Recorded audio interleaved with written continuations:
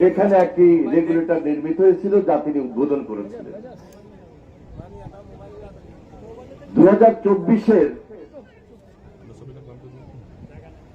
ভারত থেকে নেমে আসা যে বন্যার পানি, বর্ষার পানি বা বাঁধের পানি,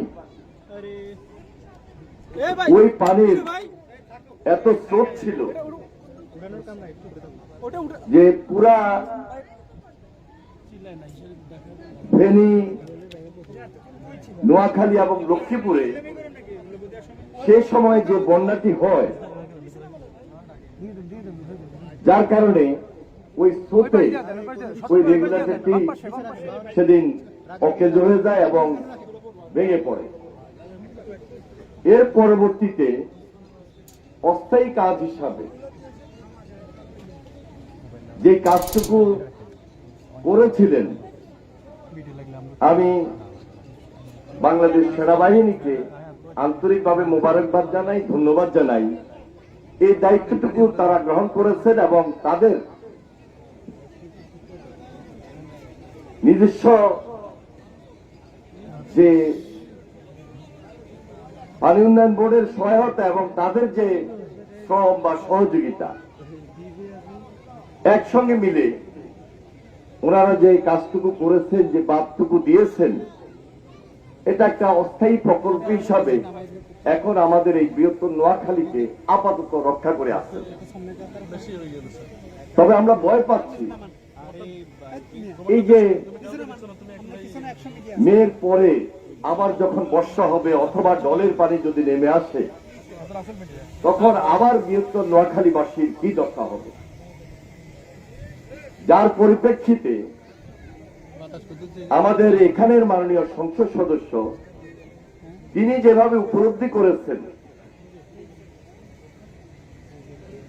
জনাব ফখরুল ইসলাম সাহেব ঠিক একইভাবে উপলব্ধি করেছিলেন আমাদের মাননীয় মন্ত্রী জনাব আব্দুল্লাহ আল মিন্টু সাহেব। দুইজনে যখন আমাকে এই প্রকল্পটি ভিজিট করার জন্য অনুরোধ করেন, আমি তাৎক্ষণিকভাবে আমাদের পানি সম্পদ মন্ত্রণালয়ের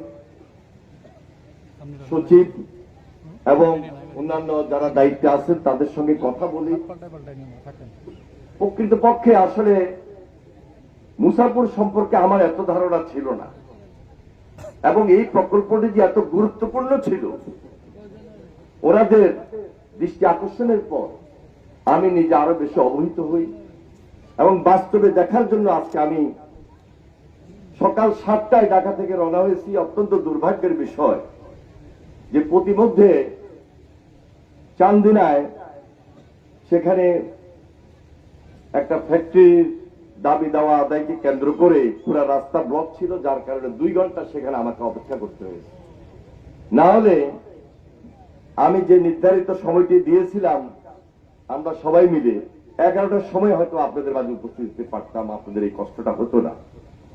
তা আমি সর্বপ্রথম আপনাদের কাছে ক্ষমা প্রার্থী। আপনারা অনেকক্ষণ থেকে অপেক্ষা করেছেন, অনেক নেতৃবৃন্দ এসেছেন নোয়াখালী থেকে। আমাদের জেলা বিএনপির আহ্বায়ক এবং সদস্য সচিব দুজনে আমার সঙ্গে আমরা একসঙ্গে রাজনীতি করেছি। আজকে নোয়াখালী জেলা বিএনপির আহ্বায়ক জনাব মাহবুব আলমগীর আলো এবং সদস্য সচিব হারুনুর রশিদ যিনি পৌরসভার মেয়র ছিলেন, আমি ওনাদেরকে আন্তরিকভাবে মোবারকবাদ জানাই এবং ধন্যবাদ জানাই। এখানে ডিসি সাহেব উপস্থিত রয়েছেন, এসপি সাহেব উপস্থিত রয়েছেন। এটা কোন দলীয় প্রোগ্রাম না, এটা আমাদের এই এলাকাবাসীর জীবন একটা যুদ্ধ এবং প্রকৃতির সঙ্গে যুদ্ধ করে আমরা এই নোয়াখালীবাসী এই উপকূলীয় অঞ্চলে আমরা বেঁচে আছি এবং প্রতিনিয়ত প্রতিটা বর্ষার সময় আমাদেরকে আতঙ্কিত করে রাখে যে বর্ষা আসা মাত্রই আমরা মনে করি যে কোনো সময় বন্যা পানি, ঢলের পানি আমাদের এই মেঘনা নদীতে শেষ পর্যন্ত বঙ্গোপসাগরের দিকে যখন যাবে তখন আমরা বিপদের সম্মুখীন হতে পারি। এই আতঙ্কে আমরা আতঙ্কিত থাকি বলেই প্রকৃতির সঙ্গে সবসময় আমরা যুদ্ধ করে আসছি। তো আজকে এখানে অনেক নেতৃবৃন্দ তো উপস্থিত হয়েছেন, আমাদের এই অত্র এলাকার যারা সাধারণ যারা রয়েছেন মানুষ, আপনারা সবসময় যারা যুদ্ধ করে চলেন তারা উপস্থিত রয়েছেন, অনেক মা বোনেরা এখানে উপস্থিত আছেন, এলাকার চেয়ারম্যান ছিলেন উনি উপস্থিত আছেন, আর বিশেষ করে আমাদের পানি উন্নয়ন বোর্ডের কর্মকর্তারা আছেন। আমি ঢাকা থেকে আসার আগেই আমাদের ডিজি সাহেব ওনাদের সঙ্গে